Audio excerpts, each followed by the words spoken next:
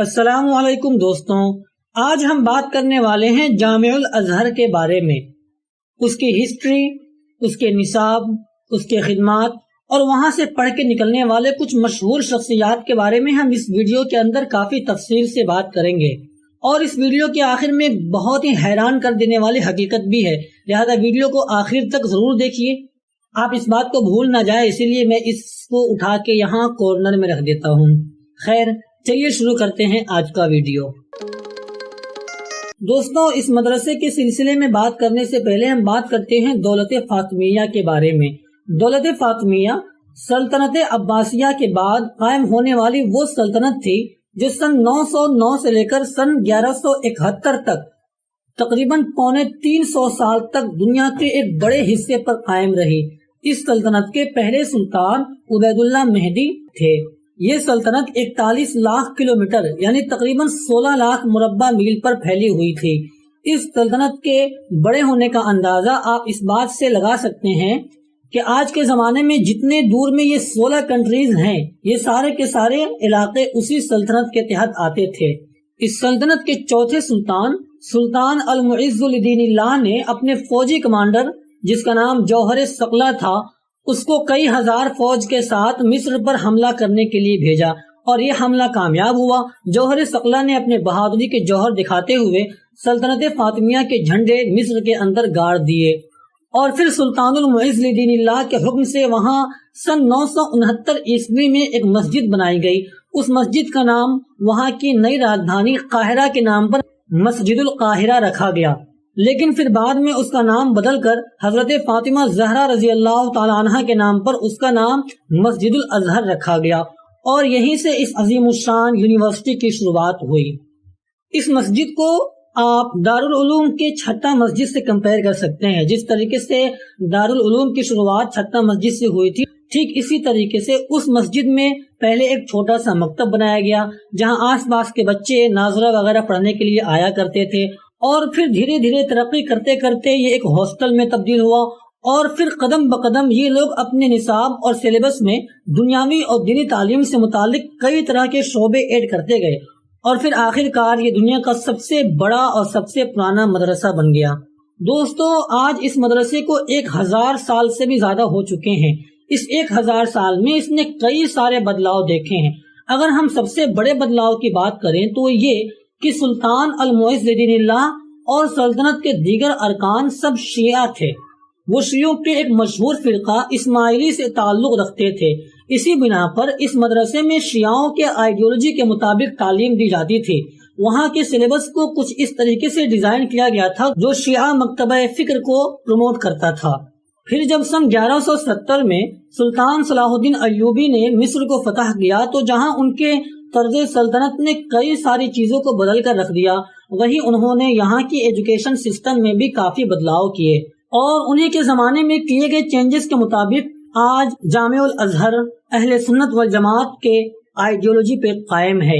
وہاں پہ سارے دینی فتوے، فقہی اور تفسیری مسائل سب کے سب اہل سنت والجماعت مکتبہ فکر کے مطابق دیے جاتے ہیں۔ وہ اسی کو فالو کرتے ہیں اور اسی کو پروموٹ بھی کرتے ہیں۔ مختصر تعارف اور تاریخی بدلاؤ کو جان لینے کے بعد اب ہم بات کرتے ہیں اس کے کرنٹ اسٹیٹس کی۔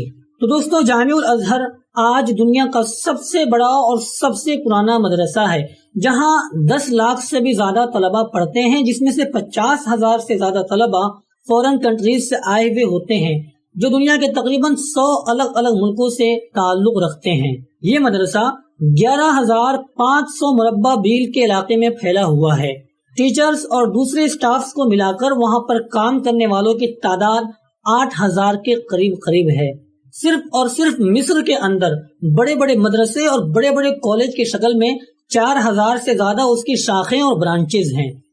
اگر بات کریں وہاں کی سلیبس کی تو وہاں کے نصاب میں نحو و صرف، فقہ و تفسیر، فصاحت و انشاء، زبان و ادب، تاریخ و سیاست جیسے کئی سارے دینی شعبوں کے ساتھ ساتھ سائنس، جغرافیہ، کیمسٹری، بایولوجی، میتھ، اکنامکس جیسے سینکڑوں دنیاوی مضامین بھی وہاں کے سلیبس میں شامل ہیں۔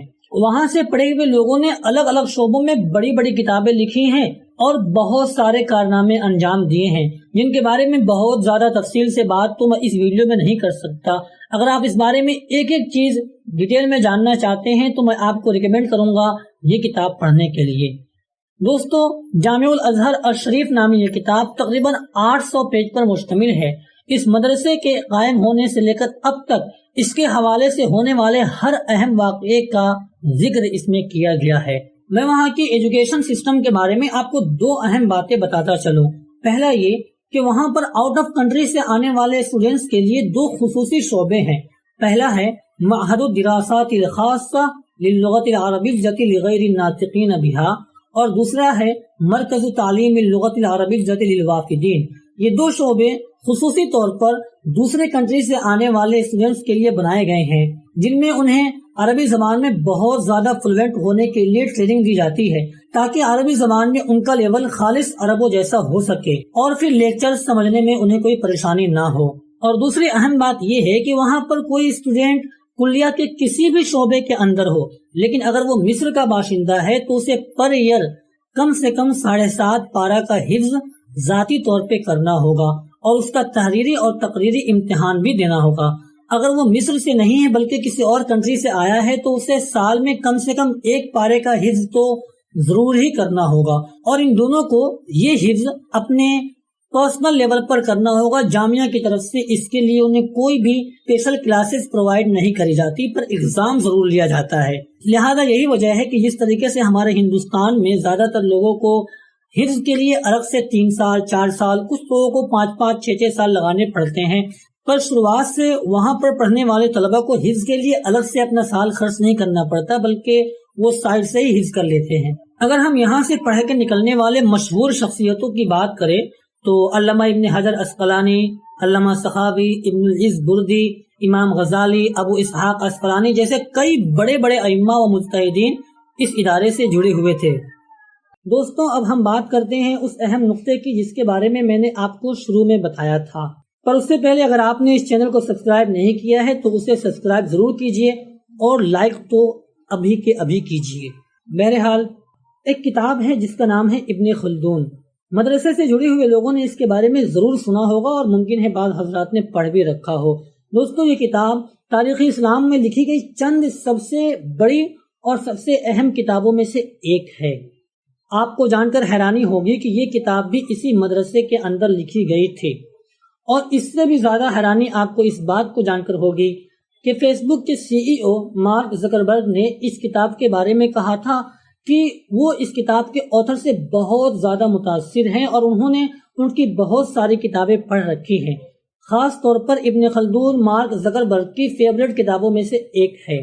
دوستو، ظاہر ہے اسلامی کتابوں کی عظمت اور بڑائی کو بیان کرنے کے لیے مجھے اس ریفرنس دینے کی ضرورت نہیں تھی، لیکن یہ حوالہ میں نے آج کل کے عوام کے ذہن کو مد نظر رکھتے ہوئے دیا ہے، کیونکہ ان کے نزدیک مارک زکربرگ ایک مثال اور نمونے کے طور پہ دیکھے جاتے ہیں، وگرنہ ابن خلدون جیسے عظیم الشان کتابوں کی بڑائی ثابت کرنے کے لیے کسی بھی مارک زکربرگ کے حوالے کی ضرورت نہیں ہے۔ یہ کتابیں اپنا ثبوت خود اپنے آپ ہیں۔ تو دوستو، آج کے لیے بس اتنا ہی۔ امید ہے آپ کو ویڈیو پسند آیا ہوگا۔ اگر ویڈیو پسند آیا تو ویڈیو کو لائک کیجئے، چینل کو سبسکرائب کیجئے اور بیل آئیکن کو بھی دبائیے تاکہ آنے والی ویڈیوز آپ تک پہنچ سکے۔